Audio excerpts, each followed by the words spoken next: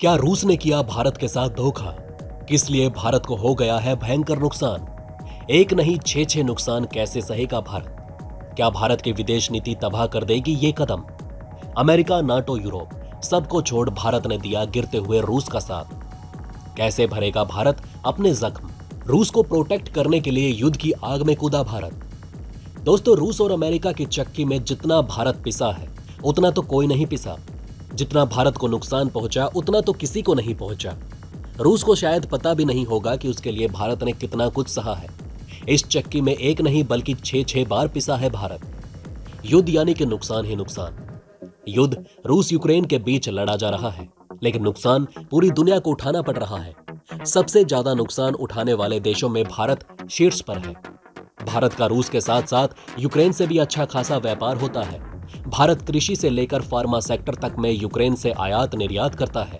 हम आपको बताएंगे कि क्या सच में भारत को रूस से व्यापार सस्ते में पड़ रहा है। एक्सपर्ट्स का कहना है कि इस व्यापार के लिए भारत को सैकड़ों गुना कीमत चुकानी पड़ेगी। तो आइए दोस्तों, हम भी जान लेते हैं कि रूस से यह व्यापार कितना फायदे का सौदा है। बने रहिए हमारे साथ, आपको बताएंगे कि कैसे भारत ने रूस का साथ देते हुए रूस का भला करते करते अपने ही पैरों पर कुल्हाड़ी मार दी है। भारत के बड़े फैसलों से एक नहीं बल्कि छह बड़े नुकसान हुए हैं, जिनकी भरपाई भारत के लिए अब बहुत कठिन है। पहला, नाटो में शामिल ना होने का नुकसान। दोस्तों, अमेरिका भारत को रूस का साथ छोड़ने के लिए कभी से तरह तरह के लड्डू दिखा रहा है।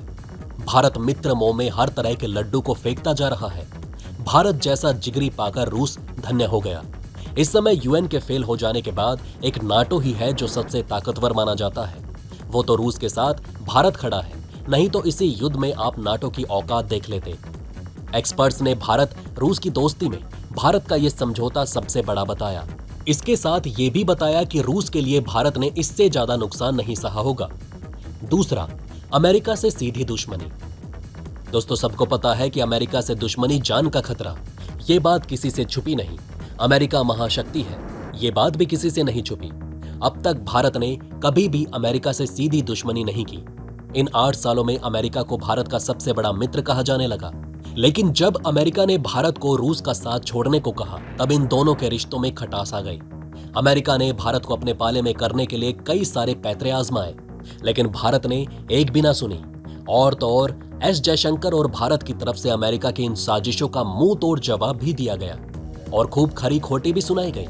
इससे अमेरिका और भारत के रिश्तों में अब कड़वाहट आने लगी है।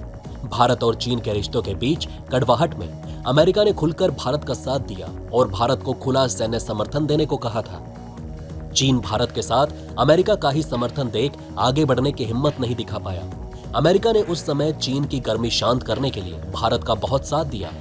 जाहिर सी बात है कि अमेरिका अब भारत का हर एक मंच पर खुलकर समर्थन करता है। भारत ने अमेरिका से जितनी बार समर्थन मांगा, अमेरिका हर एक बार भारत के साथ खड़ा रहा। ऐसे में भारत का ये रुख देखकर अमेरिका निराश हुआ। एक्सपर्ट्स का भी यही कहना है कि भारत को अमेरिका को इस तरह से नाराज नहीं करना चाहिए था। नंबर 4, पूरे पश्चिम को नजरअंदाज करना पड़ेगा महंगा।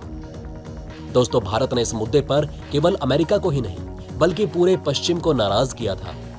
किसी भी मुद्दे पर अब हमेशा पश्चिम भारत के साथ आने लगा है, इसलिए भारत ने पश्चिम को भी नाराज कर दिया। नंबर 5, भारत की छवि खराब होना।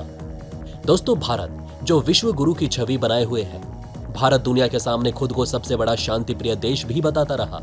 अब तक ये भी माना जाता रहा है कि भारत सबसे बड़े लोकतांत्रिक देश होने के साथ साथ सबसे ज्यादा शांति प्रिय देश भी है। Bharat UN peace keeping forces में सबसे ज्यादा सेना भेजकर योगदान भी देता है। ऐसे में रूस के खिलाफ यूक्रेन को कोई समर्थन ना देना भारत की छवि खराब कर चुका है।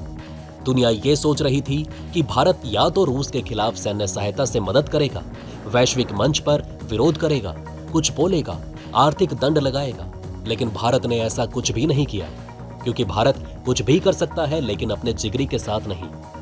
नंबर 6, किसी भी मंच पर भारत के खिलाफ खड़े रहना होगा मुश्किल। दोस्तों, जैसे G20 के पास दुनिया की 95% इकोनॉमी है, इस हिसाब से यूएन के फेल हो जाने के बाद यह सबसे मजबूत और ताकतवर संगठन भी हुआ।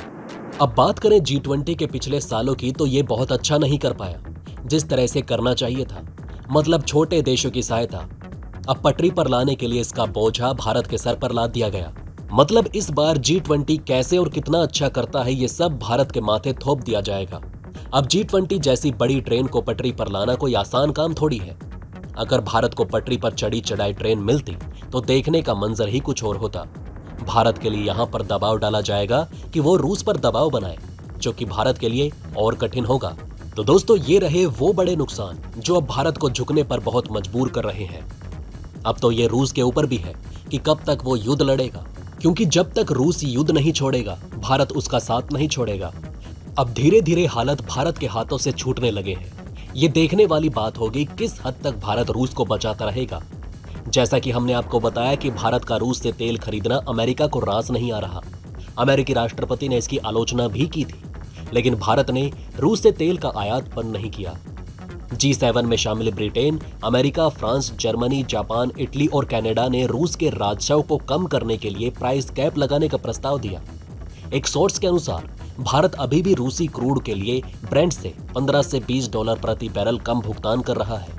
इसका मतलब है कि डिलीवर किए गए कार्गो की कीमत भी प्राइस कैप के आसपास ही होगी। इसलिए प्राइस कैप लगने के बावजूद भारत पर किसी भी तरह का असर नहीं पड़ने की संभावना है। भारत भी जमकर कर रहा है खरीदारी। दूसरी तरफ दोस्तों, अंतर्राष्ट्रीय बाजार में कच्चे तेल का भाव 10 महीने के न्यूनतम स्तर पर लुढ़क गया। इसी वजह से भारत में पेट्रोल डीजल की कीमतों में कटौती की उम्मीद की जा रही है। भारत रूस से बड़ी मात्रा में तेल आयात कर रहा है। रूस यूक्रेन युद्ध से पहले जहां भारत रूस से केवल कुछ फीसदी तेल खरीदता था, अब ये आंकड़ा 20% तक पहुंच चुका है। रूस से सस्ते तेल की वजह से भारतीय तेल रिफाइनरी कंपनियां दुनिया भर में मुनाफा कमाने वाली साबित हो रही हैं। दोनों देशों के बीच व्यापारिक रिश्ते भी काफी मजबूत हुए। यही कारण है कि भारत रूस द्विपक्षीय व्यापार में 500% से ज्यादा की बढ़ोतरी दर्ज कर चुके हैं। इस साल अप्रैल से अगस्त के बीच सिर्फ 5 महीनों में द्विपक्षीय व्यापार $18.2 अरब का रहा। पिछले साल के आंकड़ों पर नजर डालें तो ये आंकड़ा केवल $8 अरब का था। रूस ने कच्चे तेल के दाम में भारत को भारी छूट देना शुरू कर दिया। कहा जाता है कि भारत को ये तेल औसतन $60 प्रति बैरल के हिसाब से मिलता है। भारत और रूस ने द्विपक्षीय व्यापार में $40 अरब का लक्ष्य रखा है। लेकिन देखना यह है कि इस तरह भारत कब तक रूस के नुकसानों को भरता रहेगा। तो दोस्तों, अब आप हमें कमेंट सेक्शन में बताइए कि क्या ये आपको बातें पहले से पता थी। अगर नहीं तो इनमें से कौन सी बात आपको सबसे ज्यादा इंटरेस्टिंग लगी, और कमेंट बॉक्स में जय हिंद लिखना ना भूलिएगा। तो दोस्तों, हमारे इस वीडियो में हमने आपको बहुत सी बातें बताने की कोशिश की। अगर आपको हमारी ये कोशिश अच्छी लगी हो तो प्लीज लाइक करें इस वीडियो को, और इसी तरह की और जानकारी पाने के लिए सब्सक्राइब करें हमारे चैनल को। जितना हो सके इस वीडियो को शेयर करना ना भूलें। धन्यवाद।